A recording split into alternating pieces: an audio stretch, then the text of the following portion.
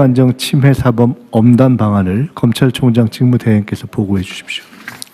예, 검찰총장 직무대행입니다. 민생안정 침해 사범 엄단 방안 보고드리겠습니다. 먼저 수사 성과입니다. 검찰은 25년 9월부터 5개월간 시장 질서를 교란하고 물가를 상승시켜 서민 경제를 위협하는 국민 생활필수품 담합 사건을 집중하여 수사하였습니다.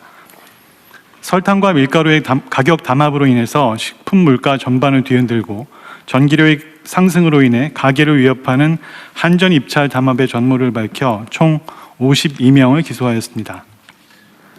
설탕 가격의 담합 규모는 약 3조 2,700억 원, 밀가루는 약 6조 원, 한전 입찰 담합은 약 6,700억 원의 규모에 달하는 사실을 규명하였습니다. 사안별 개요와 수사 경과는 아래에 보시는 표와 같습니다. 가격 담합으로 인해서 담합에 가담한 법인들은 막대한 이득을 취득한 반면 식료품 물가 및 전기료 상승 등 피해는 소비자인 국민들에게 전가된 사실을 확인했습니다.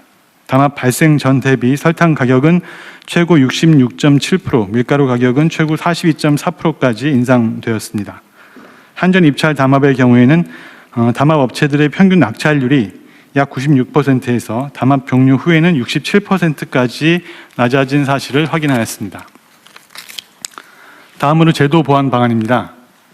담합으로 인한 공정거래법 위반죄의 법정형은 3년 이하의 징역 또는 2억 원 이하의 벌금으로 해외 주요 국가들의 법정형에 비해서 매우 낮은 수준입니다.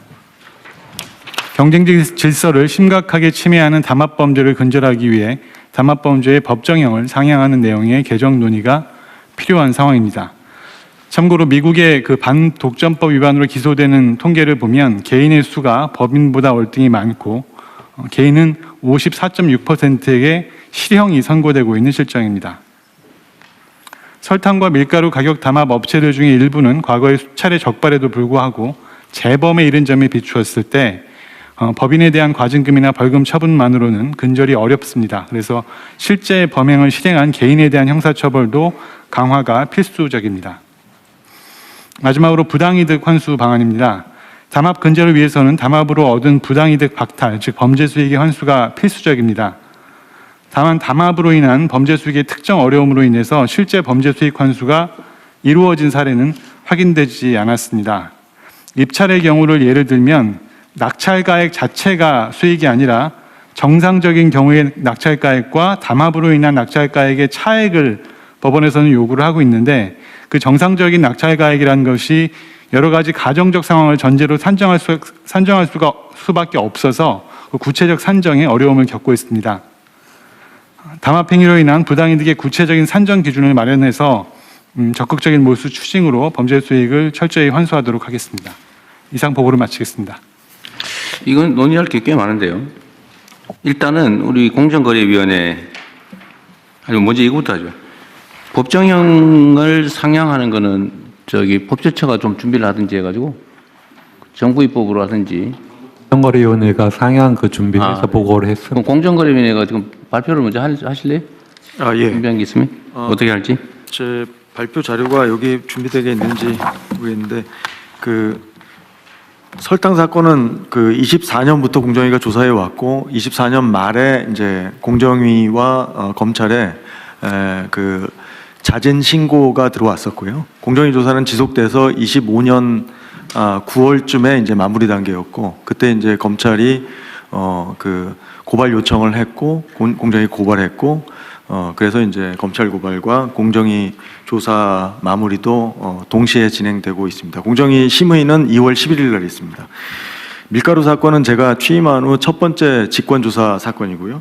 10월부터 공정위 조사가 시작되었고 지금 조사 마무리 단계이고 검찰 고발 요청도 최근에 들어왔고요.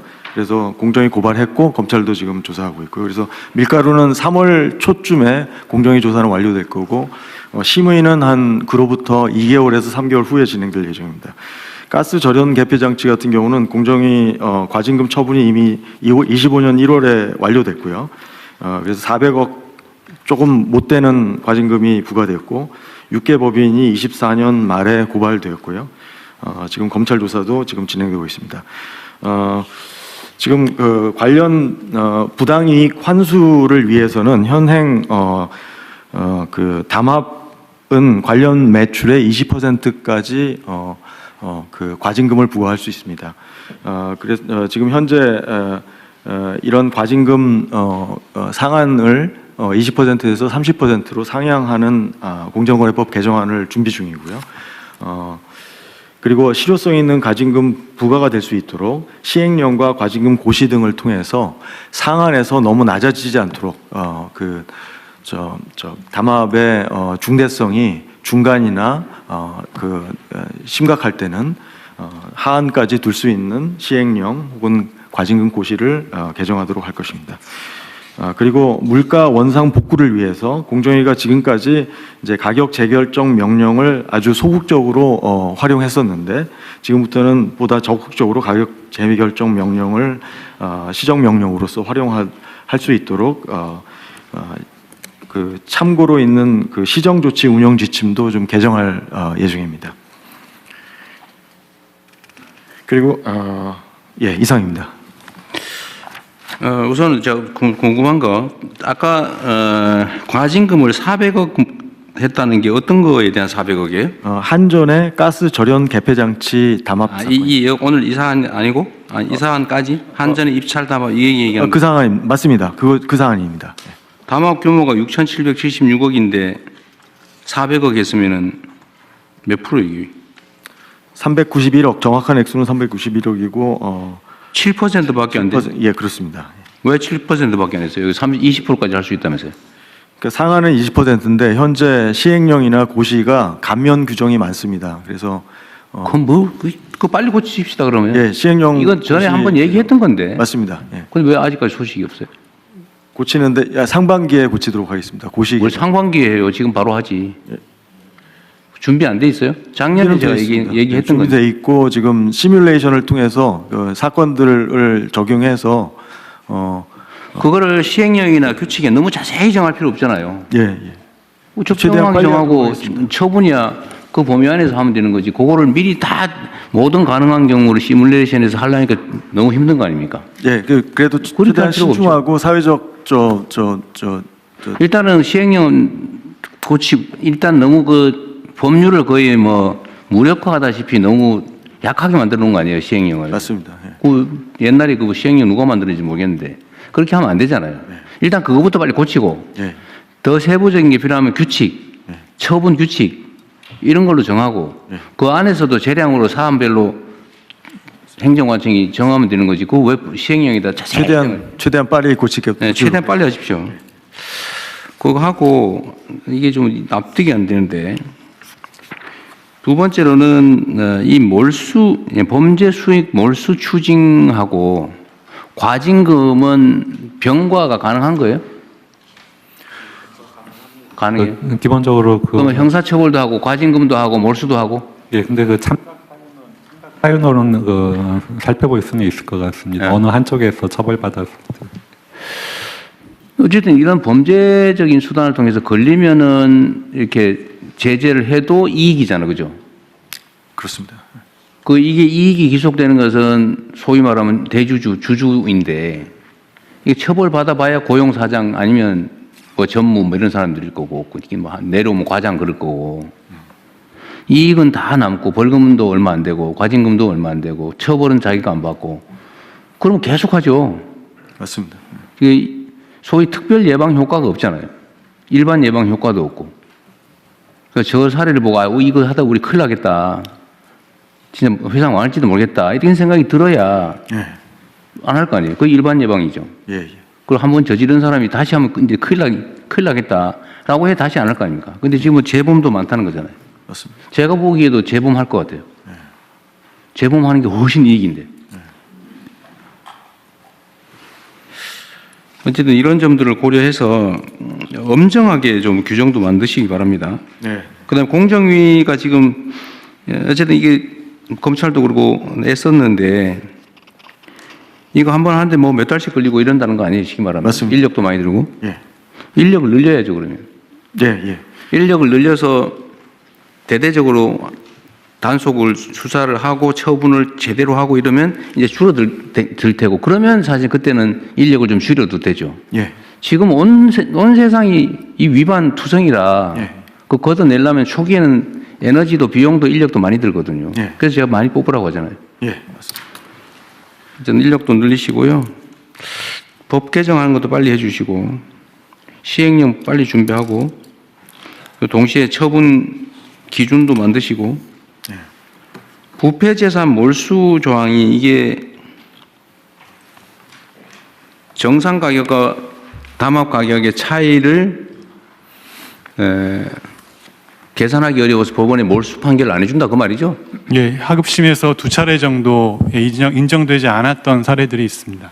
그래서 이거를 몰수 규정에 대해서 일종의 간주 추정 규정을 만들면 되잖아요. 예, 그 주가 조작의 경우와 마찬가지로 입법을 통해 가지고 몰수 추징에 관한 간주 규정을 두고 그 아래 이제 시행령 형태로 그걸 구체화하는 방식을 네. 입법을 생각할 수 있습니다. 근데 몰수 조항을 시행령에 위임하면 재형법정주의 논란이 벌어질 것 같은데. 예, 그래서 이제 법률 단계에서 간주하는 규정까지는 두고 네. 구체적인 산정 방식에 대해서 이제 아래로 저기 위임입법을. 그래서 입찰 비리 이게 대개 이게 지금 담합이라고 하는 게 유형화돼 있잖아요, 그죠? 가격을 조정한다든지 뭐 낙찰 뭐 이런 거 한다든지 몇 개 유형이 있을 텐데 거기에 대해서 정상 가격에 대한 간주 규정을 하나 만들어서 증명되지 않은 그 가격으로 한다. 예를 들면 입찰을 할 때는 입찰 예정가가 있잖아요. 예를 들어 입찰 주체가 추정 가격이 있잖아요, 지금. 그거하고 실제 낙찰 가격하고 차이를 뭐 한다든지 뭐 또 충분히 있을 수 있을 것 같아요. 뭐 그거라든지 그 가격을 산정할 때 같이 올렸다 이런 거는 예를 들어 일반 물가 상승률에 준해서 일정한 기준을 만들고 그거를 벗어난 거는 저 담합에 의한 것이다라고 간주하는 걸로 그런 조항 만들면 될 것 같은데. 예, 그것도 고려해 보겠습니다. 네, 어렵더라도 예, 일단은 하고 나중에 보완을 하든지 해야지. 그 고민하다가 세월 다 보내고 그러면 안 돼요. 그러니까 공정위 규정이 어떻게 보면은 부당이익 환수를 좀 추정에 근거해서 법이 만들어져 설계되어 있습니다. 관련 매출의 30% 혹은 20% 이런 네. 추정에 의한 부당이익 환수인데 이 규정으로 부당이익 환수가 부적절하게 되었다라고 판단될 때는 방금 말씀하신 추정 가격 추정 네. 요건을 활용할 수 있을 것 같습니다. 그러니까 그 과징금 규정은 약간 약간 추상적이거나 네. 또는 뭐 합의 규범으로 정해도 되는데 몰수 규정은 형사 처벌이라서 법에다 엄격하게 최대한 확정해놔야 될 거 아닙니까? 그렇습니다. 그것도 고민해서. 예. 그리고 검찰도 그렇고 경찰은 이런 담합 수사 안 합니까? 예, 그 공정거래법에 현재 공정거래위원회에서 검찰총장에게 고발해야 한다 이렇게 규정이 돼 있어서 그 주로 공정거래위원회에서 검찰에 고발을 하고 있습니다. 이 규정도 수사 기소 분리 원칙에 의해서 이 규정도 이제 손봐야 될 그런 조항인 것 같습니다. 근데 이런 부분에 대해서는 전혀 논의가 안 되고 있는 것 같던데요. 이런 검찰에게 고발하는 조항이 많잖아요. 예, 이거 말고도 예 많이 있습니다. 그거에 대해서 법무부에서는 뭐 준비하기 있는 게 있어요? 예, 어쨌든 이건 뭐그 형사법 개정하면 특사경 지휘와도 관련이 되어 있고요. 어떤 검찰만 수사할 수 있는 것들이 몇 개 있기 때문에 다 함께 손봐야 됩니다. 더불어서 제가 그 대통령께 좀 말씀드리고 싶은 것은 지금 이 담합 문제에 관련해서는요. 저희가 2021년도 이후에 자체 조사한 거에 의하면은 이 외국의 추세는 법인보다도 개인 고발이 더 많습니다. 경쟁법에 있어서 부당 경쟁이라든가 불공정 행위에 관련해서는 미국이 가장 발달했는데 개인 고발이 훨씬 많은데 개인이 고발하는. 아니 개인 고발 그 법인의 대표자 실행하는 개인을 저희 처벌하는. 공정위에서는 2021년도 이후에 거의 개인 고발을 하지 않고 있습니다. 근데 법인에 대해서는 뭐 과징금을 낸다든가 상한 2억 정도의 벌금 갖고는 아무 의미가 없거든요.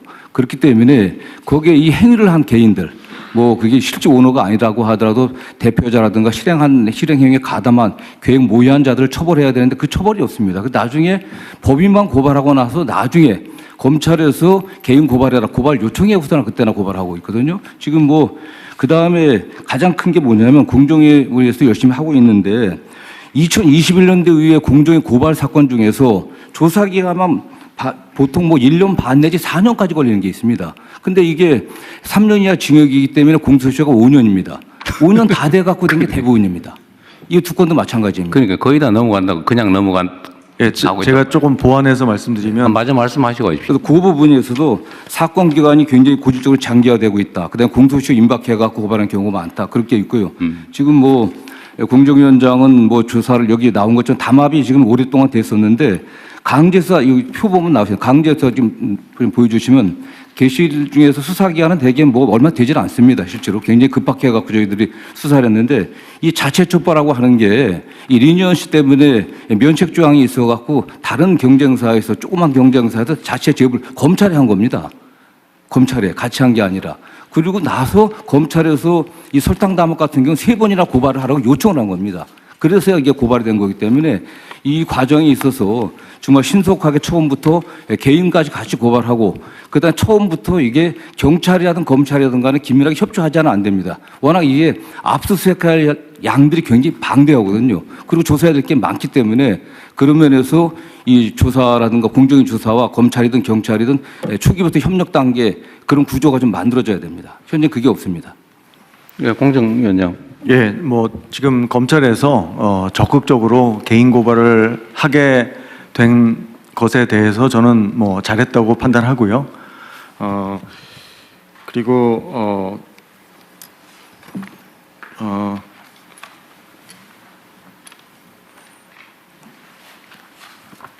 지금 그 밀가루 사건이나 설탕 사건 같은 경우에 이제 이 조사 기간이 일반적으로 다른 선진국도 담합 사건은 상당히 길어질 수밖에 없습니다. 실제로 공정위의 담합 사건 평균 사건 처리 기간은 다른 선진국에 비해서 느린 건 아니고요.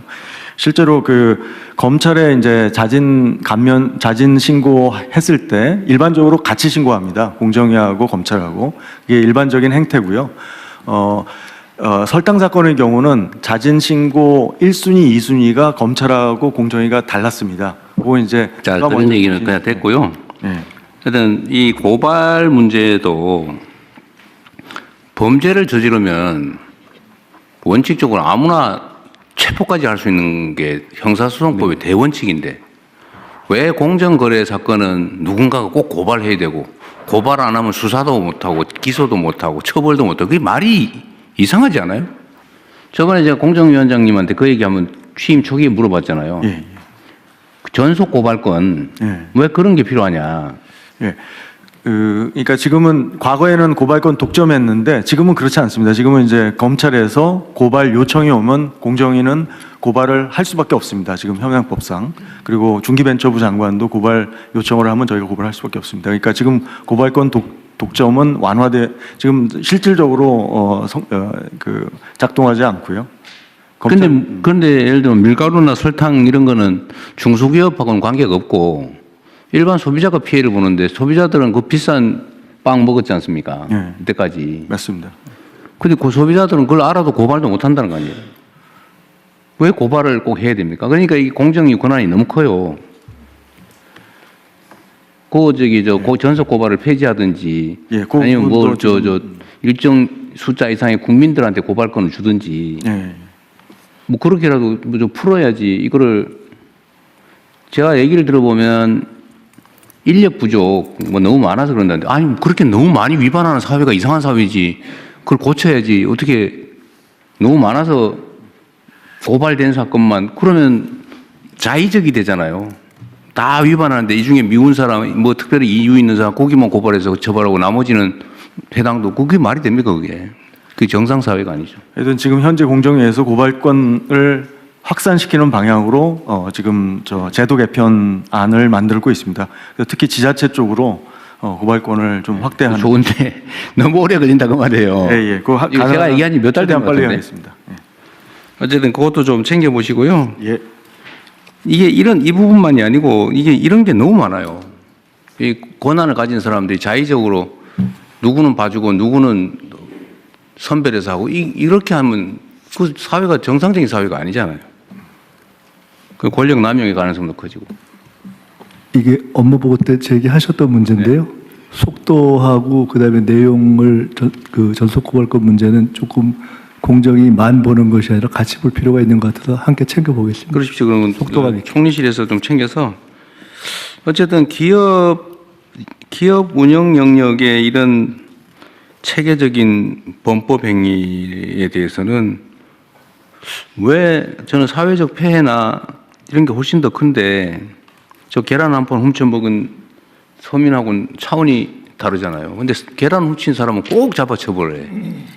근데 기업들이 국민을 상대로 이렇게 그 거대 범죄를 저지르는 건 뭐 이리 장애물이 많아요, 처벌하는데.